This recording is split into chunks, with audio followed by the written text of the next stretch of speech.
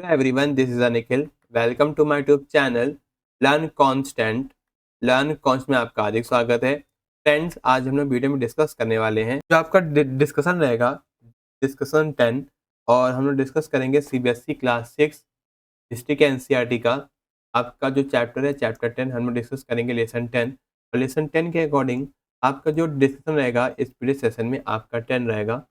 और फ्रेंड्स, अगर आपको नोट्स वगैरह चाहिए तो आप लोग इस वीडियो सेशन का स्क्रीनशॉट ले सकते हैं। और फ्रेंड्स वीडियो सेशन में आगे बढ़ने से पहले फ्रेंड्स, अगर आप ये वीडियो सेशन फर्स्ट टाइम देख रहे हैं या फर्स्ट टाइम आपने विजिट किया है तो आप हमारे YouTube channel learn concept subscribe करें, बेल आइकन को प्रेस करें ताकि आप सभी तक लेटेस्ट एजुकेशन वीडियोस का नोटिफिकेशन आपको टाइम से मिल सके, आप तक टाइम से पहुंच सके। और फ्रेंड्स, अगर आपको वीडियो सेशन अच्छा लगे तो वीडियो सेशन को ज़्यादा से ज़्यादा लाइक करें, ज़्यादा से ज़्यादा शेयर करें अपने फ्रेंड्स को, ताकि वीडियो सेशन आपके लिए, आपके फ्रेंड्स के लिए बहुत ही हेल्प करेगा आपकी टीचिंग एग्जाम्स की प्रिपरेशन करने में। और फ्रेंड्स, अगर आपको कोई भी डाउट है इस वीडियो सेशन से रिलेटेड तो आप लोग कमेंट बॉक्स में अपना डाउट क्लियर कर सकते हैं। I will try my best reply to all.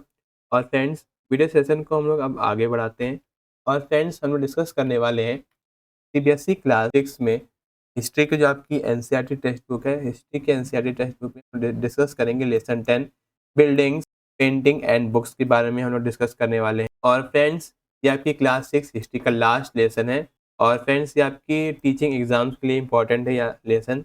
टीटेड, UPTET and other TET exam, KVS, Navodaya और DSSB TGT SST के लिए इंपॉर्टेंट है ये आपका वीडियो सेशन। और फ्रेंड्स, इस वीडियो सेशन को आपको लास्ट तक देखना है ताकि आपको हर एक एनसीईआरटी कंटेंट और एनसीईआरटी का हर एक टॉपिक आपको क्लियर हो सके, एनसीईआरटी का हर एक लेसन का। और फ्रेंड्स, आपकी एनसीईआरटी बेस्ड आपका वीडियो सेशन रहने वाला है।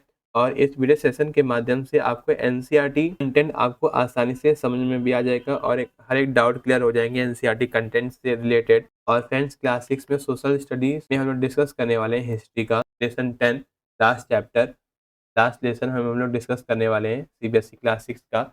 और ये आपका जो डिस्कशन 10 है।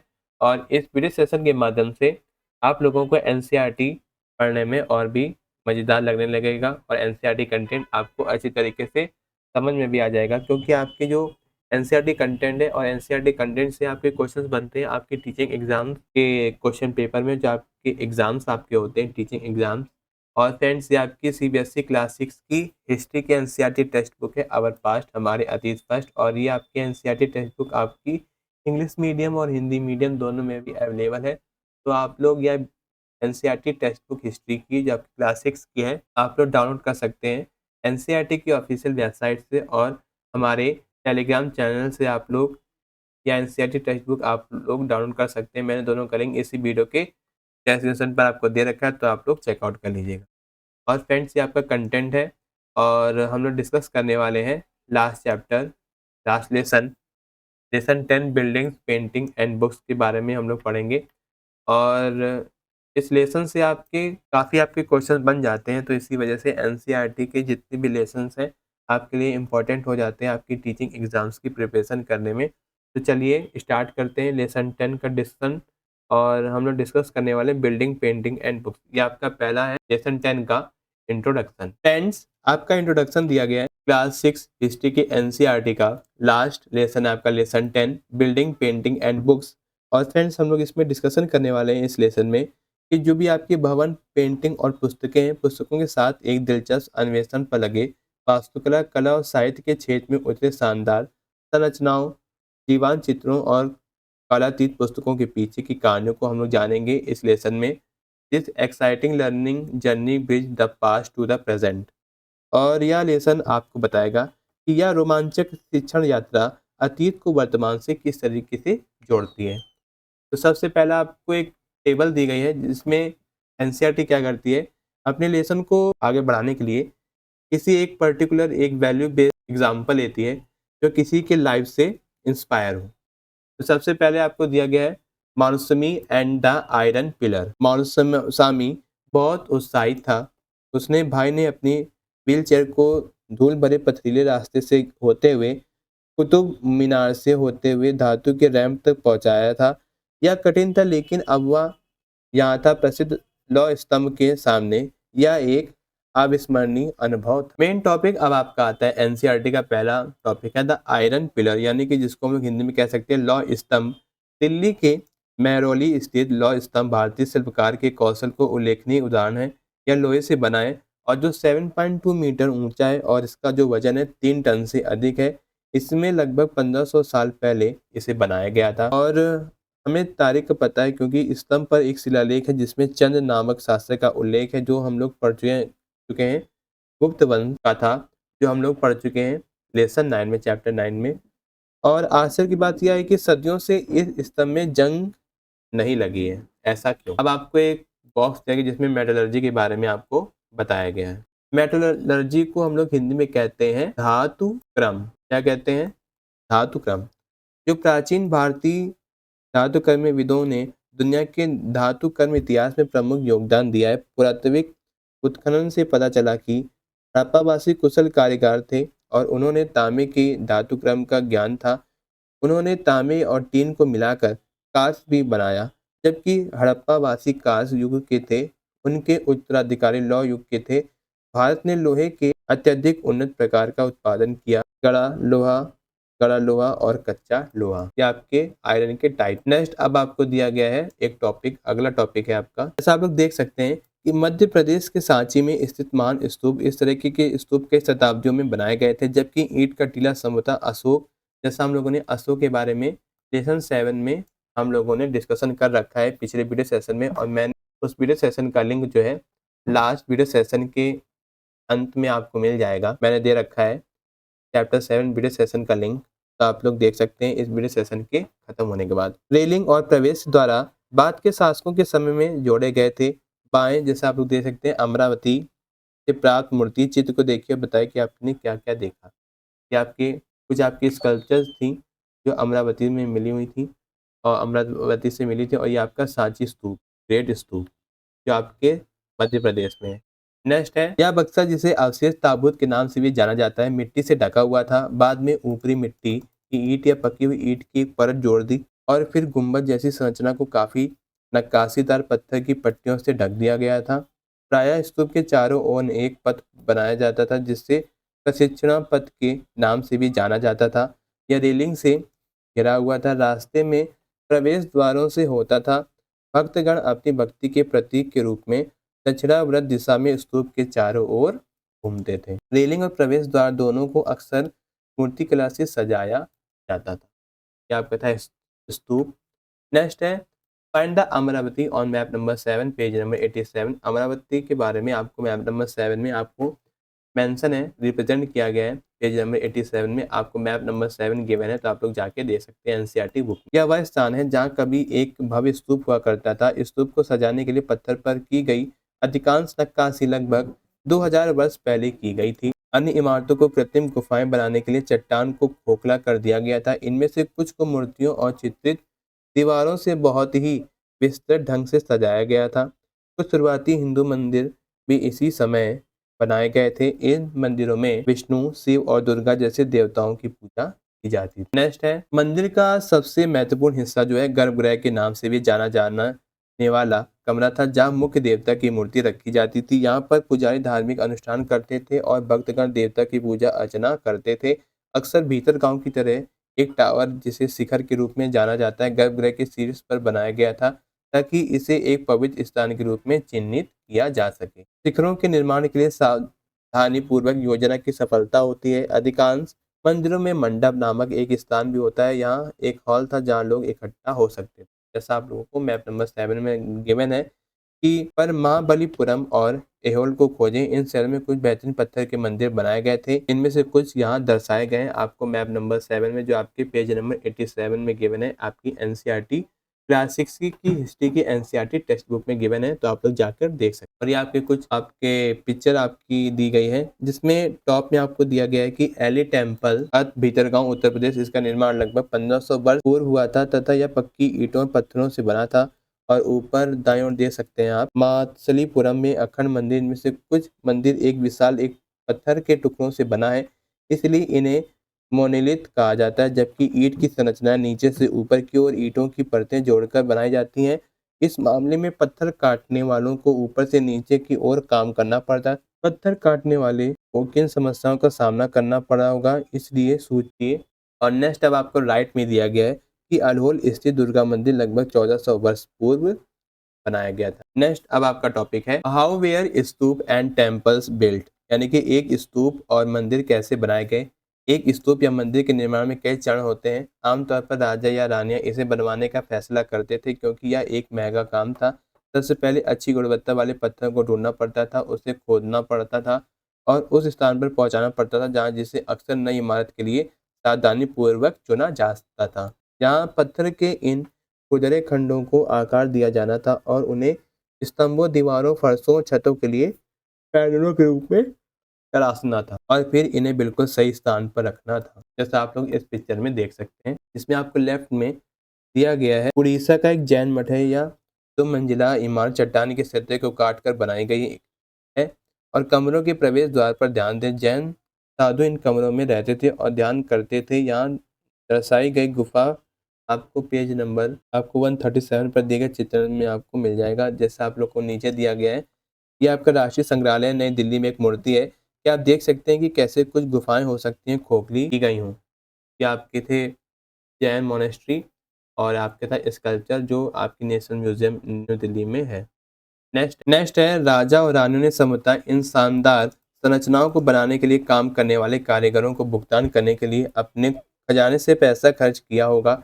इसके अलावा जब भक्त मंदिर या स्तूप देखने आते थे तो वे अक्सर उपहार लाते थे जिनका उपयोग इमारतों को सजाने के लिए किया जाता था। उदाहरण के लिए हाथी दांत के कारीगर के एक संघ ने सांची के एक खूबसूरत प्रवेश द्वार के लिए भुगतान किया और सजावट के लिए भुगतान करने वाले अन्य लोगों में व्यापारी, किसान, माला निर्माता, इत्र निर्माता, लोहार और सैकड़ों पुरुष और महिलाएं शामिल थे जिन्हें केवल इनके नामों से भी जाना जाता था तो जो स्तंभों, रेलिंग और दीवारों पर अंकित थे। इसलिए जब आपको इनमें से किसी भी इमारत को देखने का मौका मिले तो याद करें कि इन्हें बनाने और सजाने में कितने सैकड़ों लोगों ने काम किया होगा। नेक्स्ट अब आपका टॉपिक है पेंटिंग। जैसा आप लोग देख सकते हैं मैप नंबर 7 में अजंता, यह एक ऐसा स्थान है जहाँ सदियों से पहाड़ियों को खोद कर कई गुफाएं बनाई गई थी। इनमें से अधिकांश बौद्ध भिक्षुओं के मठ थे और इनमें से कुछ कुछ चित्रों से सजाया गया था। यहाँ कुछ उदाहरण दिए गए हैं जैसे कि चूंकि गुफाओं के अंदर अंधेरा रहता है तो इसलिए इनमें से अधिकांश चित्रकारी मसालों की रोशनी में की गई थी। ये रंग जो 1500 साल बाद भी ज्वलंत हैं और पौधों और खनिजों से बने थे। इन शानदार कलाकृतियों को बनाने वाले कलाकार अभी भी अज्ञात हैं। जैसा आप लोग देख सकते हैं ये आपकी पेंटिंग है जो आपकी अजंता की गुफाओं में आपको मिलती है। नेक्स्ट है द वर्ल्ड ऑफ बुक्स, किताबों की दुनिया। कुछ सबसे प्रसिद्ध महाकाव्य इस अवधि के दौरान लिखे गए थे। महाकाव्य बहुत लंबी रचनाएं जो वीर पुरुषों, महिलाओं के बारे में होती हैं और इनमें देवताओं के बारे में कहानियां शामिल होती हैं। प्रसिद्ध तमिल महाकाव्य शिल्पाधिकारम की रचना लगभग 1800 वर्ष पूर्व इलांगो नामक कवि ने की थी। यह कोवलन नामक एक व्यापारी की कहानी है जो पुहार में रहता था और अपनी पत्नी कतरंगी की उपेक्षा करते हुए माधवी नामक एक वैश्या से प्रेम करने लगा। यह आपकी एक स्टोरी है। नेक्स्ट है लेटर ही एंड कनगी लेफ्ट पुहार। बाद में वह और कनगी पुहार छोड़कर मदुरै चले गए जहाँ पांड्य राजा के दरबारी जौहरी ने उस पर चोरी का गलत आरोप लगाया। राजा ने कोवलन की मौत की सजा सुनाई। कनंगी ने जो अब भी उससे प्यार करती थी उस अन्याय से दुख और क्रोध में से भर गई और उसने पूरे मदुरै में शहर को नष्ट कर दिया। नेक्स्ट अब आपको एक बॉक्स दिया गया है आ डिस्क्रिप्शन फ्रॉम द शिल्पाटिकरम में एक विवरण। कवि ने कतरंगी का वर्णन इस प्रकार किया है कि हे मेरे दुख के साथी, तुम मेरे सांत्वना नहीं दे सकते। क्या यह उचित है कि तुम्हारा शरीर जो शुद्ध सोने से भी ज़्यादा अधिक सुंदर है और यह धूल में बिना धुले पड़ा है? क्या यह उचित है कि गोखली की लालिमा में फूलों की माला से सजी तुम्हारी सुंदर छाती नंगी धरती पर खड़ी है जबकि मैं अकेला, असहाय और निराशा से परित्यक्त हूँ? क्या कोई ईश्वर नहीं है? क्या इस देश में कोई ईश्वर नहीं है? क्या इस देश में कोई ईश्वर हो सकता है जहाँ राजा की तलवार का उपयोग निर्दोष अजनबियों की हत्या के लिए किया जाता है? क्या कोई ईश्वर नहीं है? क्या कोई ईश्वर नहीं है?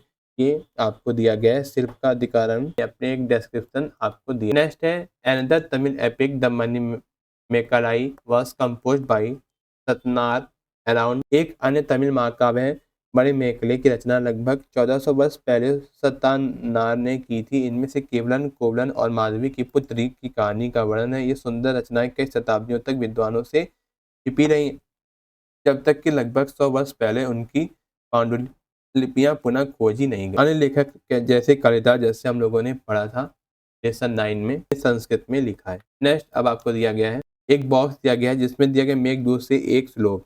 यह कालिदास के सबसे प्रसिद्ध काव्य मेघदूत से एक श्लोक है, जिसमें मानसून के बादल को एक दूसरे से अलग हो सके प्रेमियों के बीच संदेश वाहक के रूप में कल्पित किया गया। देखिए कवि ने इस हवा का वर्णन कैसे किया है, जो बादल को उत्तर की ओर ले जाएगी, एक शीतल हवा जो तुम्हारे वर्षा से सूजी हुई है और धरती की एक सुगंध से स्पर्शित होकर आनंददायी है, जिसे हाथियों ने गहरी सांसों से अंदर खींच लिया है और जो जंगली अंजीरों को पका रही है, तुम्हारे जाते समय धीरे धीरे बहेगी। क्या आप मानते हैं कालिदास को प्रकृति प्रेमी कहा जा सकता है? नेक्स्ट अब आपको दिया गया है अगला टॉपिक, दिया गया पुरानी कहानियों को रिकॉर्ड करना और संरक्षित करना। पहले से प्रचलित अनेक हिंदू धार्मिक कहानियां लगभग उसी समय लिखी गई हैं। उनके पुराण का शाब्दिक शब्द है पुराना। पुराणों में भगवान विष्णु, शिव, दुर्गा या पार्वती जैसे देवी देवताओं की कहानियां हैं। उनमें से यह भी विवरण है कि उनकी पूजा कैसे की जानी चाहिए और इसके अलावा इसमें संसार की रचना और राजाओं के बारे में भी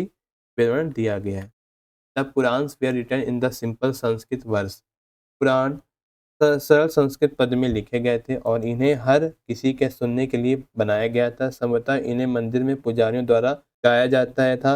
लोग इन्हें सुनने आते थे। जो दो संस्कृत महाकाव्य महाभारत और रामायण बहुत लंबे समय से लोकप्रिय थे। आप में से कुछ लोग इन कहानियों से परिचित होंगे। महाभारत कौरवों और पांडवों के बीच लड़े गए युद्ध के बारे में है, जो चचेरे। नेक्स्ट है, यह युद्ध कौरव के सिंहासन और उनकी राजधानी हस्तिनापुर पर नियंत्रण पाने के लिए हुआ था।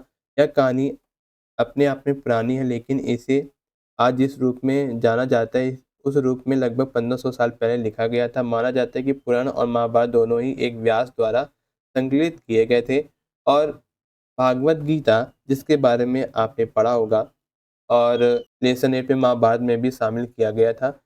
रामायण कौशल के राजकुमार राम के बारे में है, जिन्हें वनवास भेजा गया।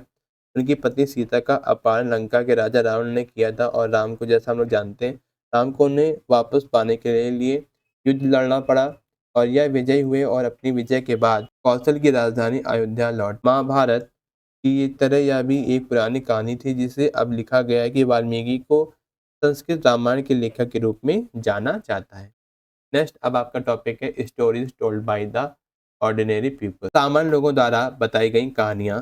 साधारण लोग भी कहानियाँ सुनाते थे, कविता और गीत लिखते थे, गाते थे, नृत्य करते थे और नाटक खेलते थे। इनमें से कुछ कहानियाँ कहानियों के संग्रह में संरक्षित हैं, जैसे जातक और पंचतंत्र, जो इसी समय के आसपास लिखे गए थे। जातक कथाओं को प्राय स्तूपों की रेलिंगों पर तथा अजंता जैसे स्थानों पर चित्रों में दर्शाया जाता था। ऐसे ही एक कहानी है the story of monkey king, एक वानर राजा की कहानी।